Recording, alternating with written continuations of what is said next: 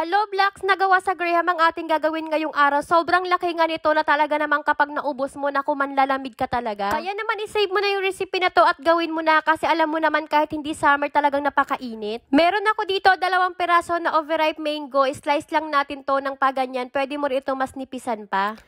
Lagay lang natin dito sa bowl. Pagkatapos naman dito sa isang malaking bowl, maglagay lang tayo dito na 2 Nestle Cream chilled overnight. Pero itong Nestle Cream na ginamit ko dito, nalagay ko ito sa freezer. Kaya tingnan mo naman naging watery siya. Pero okay na okay pa rin kasi mag-double pa rin naman siya. Yun nga lang matagal. Nung nag-double na nga itong all-purpose cream, naglagay na ako dito ng isang can na condensed milk. Pwede mo rin gawing 3/4, depende na sa'yo kung gaano katamis yung gusto mo. Pagkatapos dito naman sa lagayan ng ice cream, naglagay na ako dito sa ilalim nitong Graham.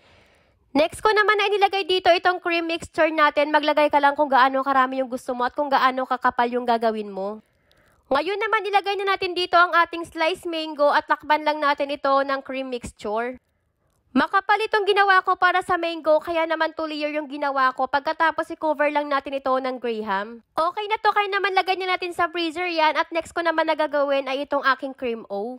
Same process lang to sa paggawa ng mango. Yung pinagkaiba lang dito, hindi mangga yung lalagay natin kundi cream o, pwede rin Oreo. Pero itong cream o na ginawa ko ay medyo manipis to kasi kaunti na lang yung cream na natira pero okay na okay pa rin. Ayan, lagyan mo lang kung gaano karaming cream o yung gusto mong ilagay dito at i-cover mo lang ulit ng cream yan at syempre wag mong kakalimutan takpan ito ulit ng Graham. Okay na, kaya naman ilagay na natin to sa ref ng overnight para tumigas to. Ito nga pala yung purpose ng paglagay ko dito ng parchment paper sa ating ice cream molder para naman hindi tayo mahirapan na tanggalin siya. Kapag wala kang parchment paper, pwede mo na itong gamitan ng cling wrap or di kaya kahit anong plastic. Hiwain lang natin ito para makita natin yung loob kung gaano kaganda. Grabe, tingnan mo naman yung mangga, talagang hindi tinipid at sobrang tamis din talaga ng mangga na to na nabili ko.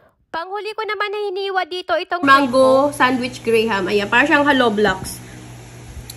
Meron tayo din mango and meron din tayong Oreo or cream o. Kasi cream o yung ginamit ko dyan pero mas okay kapag Oreo.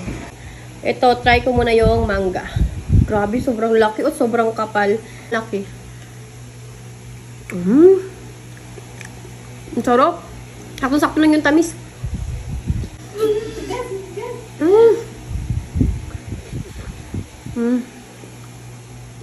Sarap, no? Sarap nga. Ito, Oreo.